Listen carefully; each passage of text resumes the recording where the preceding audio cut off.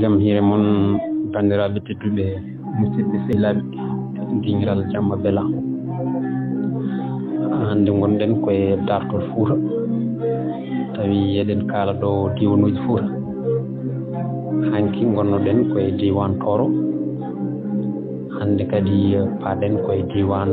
biteɗo Halayɓe o ɓayen kadi e law e yirlaɓe hebbiyaɓe so Allah jaaɓi. Halayɓe adan jeeno koye Toro keerol hakkude mabɓe e Toro ko jorol banggue mabɓe funnague ɓe kaali ko tulde woɗɗi guure ɓurɗe wadde fayida e nder Halayɓe ko Ɓogge, Demet, Cide, Calgu, Saare Ndogu, Beeli Cowi, Daara Halayɓe. Daara Halayɓe e walande keediɓe banggue worgo ɗeɗo guure foof noon eɓe joguino mawɗo goto mawɗo mabɓe wiyete ko joom heewi iwde koye famiyaji lawkoɓe yetteteɓe Lamɓe. Joom noon ina wondi kadi e ceerno goto ñawowo on woni iliman eɓe gondi e woɓɓe kadi jagorɗe sinoɓe gueɗe ɗe so ñawore ñawama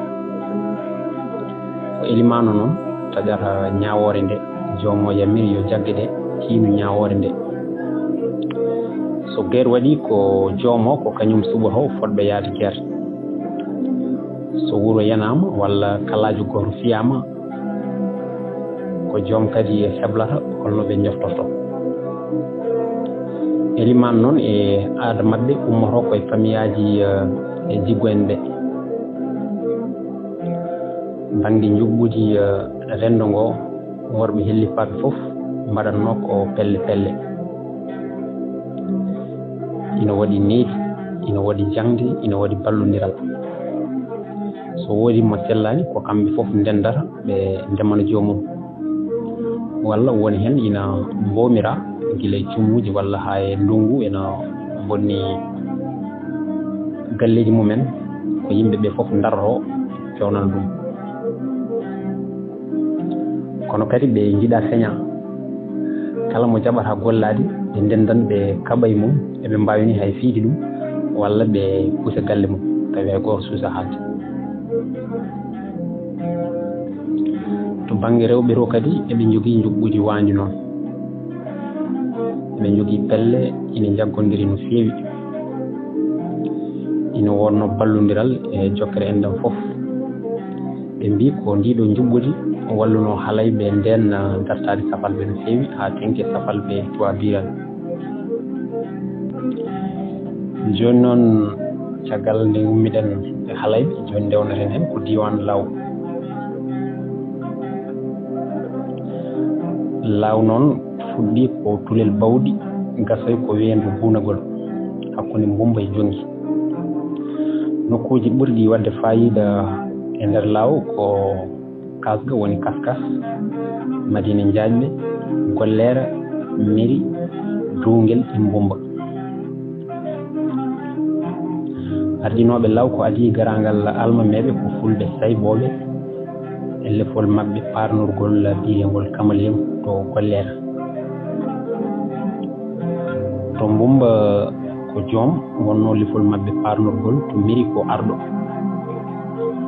Miri ɓen ko sosoɓe.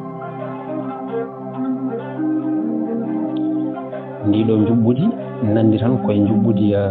yirlaɓe ɓe saabu ko famiyaji gooti gardi law e yirlaɓe saabu ardiɓe ɓe jalti koye Nango Demba e Wulunde Demba ɓen ko mawniraɓe Gallo Demba ardiɓe galoyaɓe e Hebbi Demba on woni gardiɗo hebbiyaɓe. Caggal ɗum e tema dande 16 caggal nde almameɓe laami ceernaɓe ɓe lomti leppi fulɓe ɓe ko nden wanwanɓe ɓe keeɓi fayida mawɗo e nder diwan law he en wanwanɓe ɓe jaltinoyi hedde almameɓe jeegom e nder almameɓe Fuuta jaɓantaɓe taho almameɓe jeegomo ko wonwonɓe jeeya koye on ɗon diwan wiyeteɗo law. eyyi joni noon garten koye diwan yirlaɓe hebbiyaɓe. eɗen gandi ɗiɗo diwanuji ɗiɗi ɗi jogui ko kinde fulɓe. yirlaɓe hebbiyaɓe fuɗɗi ko cangol walla wendu gunagol haali ko jaabo. on ɗon nokku biyeteɗo hebbiyaɓe lamotono ɗon ko Satiri Bouboli kanko ardino diwan o, kanko wiyete Boubou Samba Lamo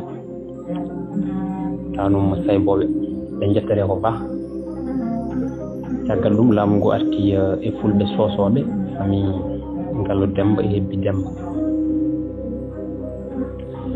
hebbi noon ina famɗi to banggue Sénégal ga. diwan o ɓuuri mawnirde ko banggue Mauritanie to. no mbiɗen ni laamotono ɗon ko sayboɓe Satiri Bouboli e ɓiɓɓe mum Hammadi on fayi harlaw Sara Dekle, Samba woni lamɗo Jaba Dekle, Tumunna woni Satike Nere, Hatar Jaskone Fondu. laamu sernaɓe ɓurnoɓe ɗon dowlude ko liiduɓe yaltuɓe e eli fadalla ɓe iwde mumen gimmi to funeɓe kono famille Tafsir Ɓoggelen. kamɓe liiduɓe ɓe dañi almameɓe jeegomo e nder on ɗon diwan. e nder diwan hebbiyaɓe o ɓe dañi almameɓe jeegomo ɓurɓe hewde hen ko liiduɓe. eɗen gandi almami Youssouf Sireli fiilama laabi kewɗi kene wona hedde laabi 13 en. en gandi kadi Tafsir Ɓoggel ko neɗɗo mbaɗɗo fayida no feewi wonduno koye almami Abdoul en ceerno Souleymani Bala. hay so tawi o fiilaka ɓii hone hono almami Baba fiilama hono Baba li Tafsir Ɓoggel fiilama almami 1837 1841. ɓe dañi kadi ha hande almameɓe woɓɓe waɓe henno almami Amadou Demba Sireli 1861 1863. ɓe dañi kadi ha hande waɓe henno Ndiaye Eli Baro fiilama kañumne gadunol mum 1875 1876. e almami kadi ne Siré Babou kañumne fiilama laabi ɗiɗi lawol gadunol ngol ko 1880 ha 1881. ɗimmol ngol ko 1881 ha 1891 kanko wattidi fiilede e almameɓe Fuuta. joni noon garten e taariki yirlaɓe. eɗen gandi diwan yirlaɓe en godi kadi leñol fulɓe yirlaɓe. e wiide Cheikh Moussa Camara ha hande yirlaɓe ɓe mbi kañumen gummi ko leydi ene wiye Saba. ɓe peri toon ɓe ngari to wiyete Bortu walla Bornu. e fergoji ɓe ngari ha e Masina ɓe koɗi ɗon. e wiide makko ha hande kanko Cheikh Moussa wonɗo yi masinanke goto o namdi ɗum so tawi en andi Saba so on kadi en andi Bortu. on wi anda Bortu kono ina andi Saba. Saba ko nokku e nder Masina. nokku kadi ina wiye Borku Sabay. Saba ko nokku gonɗo ñaamo Mofti. ina wawi Bortu tawi ko kañum tan woni Borku mo wiyo. yirlaɓe mbi ko Bortu kanko wi ko Bortu ina gasa tawi fof ko gotum. Sabay ina wawi tawi kañum wontoye Saba. ina laaɓi en kam yirlaɓe gummi ko nokku e nder Masina saabu kamɓe fof ko ɓe iwdi Masina. e pekki toon woodi hen heddiɓe Masina hen woodi yaaɓe ko wayno walorɓe ɓay Bahuna yettode mabɓe ɓurde mawnude ko Boli. woɓɓe ɓe pay Haaso jalluɓe gonno hohoɓe mabɓe. wonɓe kay jeehino Fuuta Jalon ɓen kadi koye hohoɓe maɓɓe jalluɓe ɓen jalluɓe ɓe jeeya koye hohoɓe leydi Fuuta Jalon ndi eɓe laamo leydi ndi eɓe gona jagorɗe Fuuta Jalonkoɓe ɓe ɓen kay ina kawri kala jettoteɗo jallo ɓe mbiyata ɗum ko girlajo ɓe mbiyata ɗum ummi ko yirlaɓe kamɓe ni ɓe mbiyata ko jallejo girlajo kamɓe kadi mbiyata baba fof ko ururo ummi koye ururɓe ko heddi e yirlaɓe ko ɓen ɓenni payi Fuuta Toro nde ɓe ngari e Fuuta Toro nde ko eggor woɗor tan sahaɓe paya rewo sahaɓe ketta worko ɓe gona saraji gabaɓe ina gasa tawi ko eggoru maɓɓe hoɗoru ndu no ɓe jehirta eɓe jirlo ni hokkiɓe inde maɓɓe yirlaɓe nde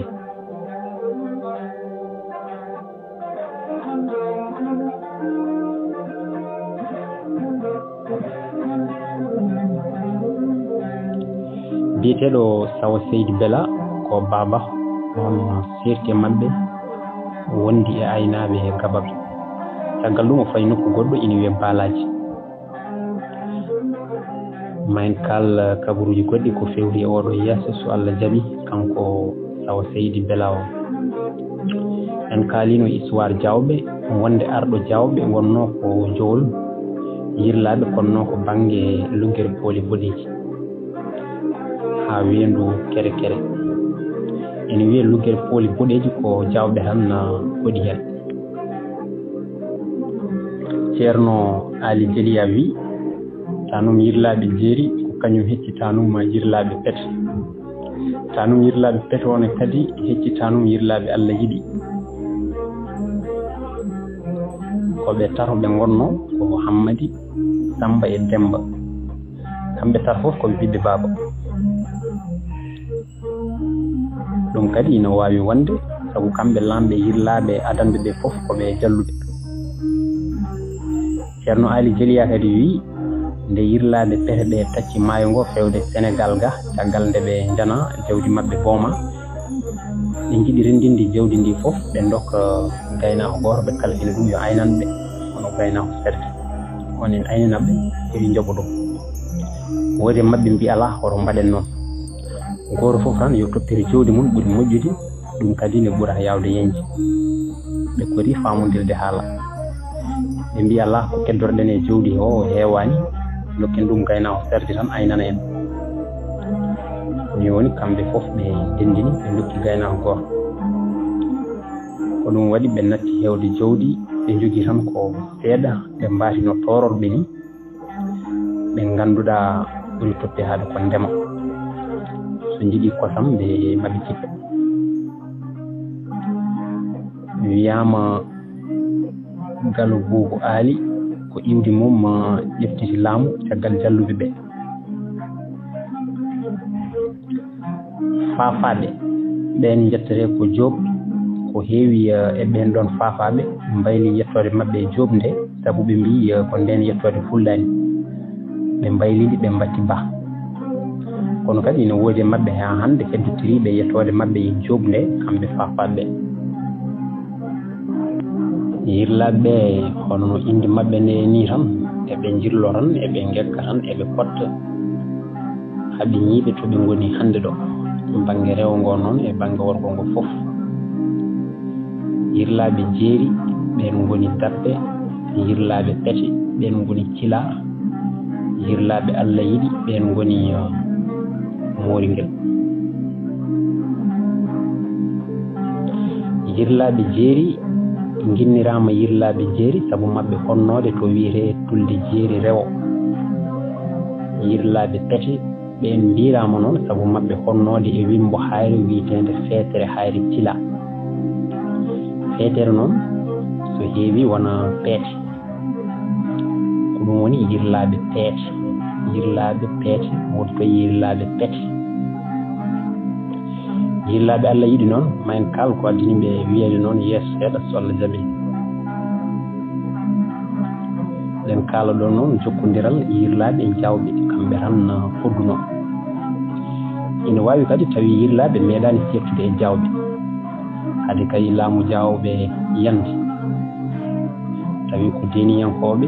aussi laamu jawɓe mbowmuɓe to liggere pooli boɗiji kamɓe yirlaɓe ɓe kodduno toon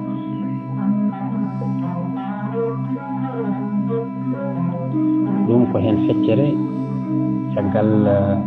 nde laamu maɓɓe yana kamɓe jawɓe ɓe payi banggue funnague heddiɓe ndenti fiindi banggue hirnague jokke yaade ha ɓe jettoyi guimi ɓe kawri ɗon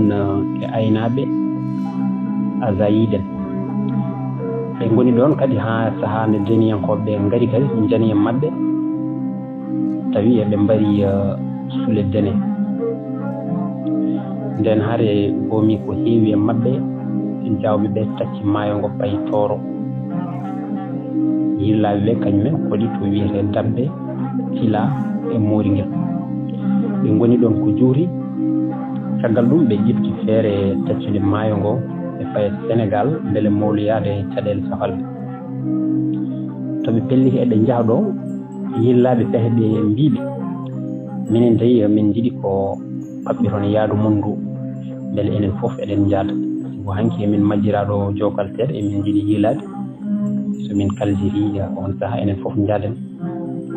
yirlaɓe ɓe toon mbi ala min mbawa fadde on ni woni ɓe tacci maayo ngo yirlaɓe jeeri ɓe keddi hoddiro Allah waɗi kamɓe taccinoɓe safalɓe jani e maɓɓe ketti jawdi maɓɓe ha laaɓi walla ko ɓuuri hewde hen taccidiɓe tan ko jokal seeɗa ɓe tacci maayo ngo eɓe mbaasi yirlaɓe jeeri koɗoy to wiyete mboolo heddiɓe ɓe koɗoy pes ɓe Allah yiɗi ɓe koɗoy tulde daado sara galoya yanaɓe ɓe keɓɓitindi heddiɓe ɓe onon dey kon yirlaɓe Allah yiɗi nde tawno kamɓe kam ɓe janaka jawdi maɓɓe heftaka ɓe mbi onon kon yirlaɓe Allah yiɗi ɗum addi ngol ɗon konngol yirlaɓe Allah yiɗi e wiide kadi ha hande ceerno Oumar Kane wonde ɗo yirlaɓe ɗo e tawi ɗon ha hande leƴƴi seɗɗe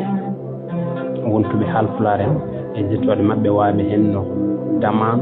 Fat Ndiaye ummoriɓe to Jolof ko heewi e maɓɓe gonti toroɓe won jettoɗe toroɓe kadi gandaɗe ɓe kewani tawede e nder yirlaɓe en tawi ɗon noon ko wayno anɓe ko anɓe kadi gonti hohoɓe yirlaɓe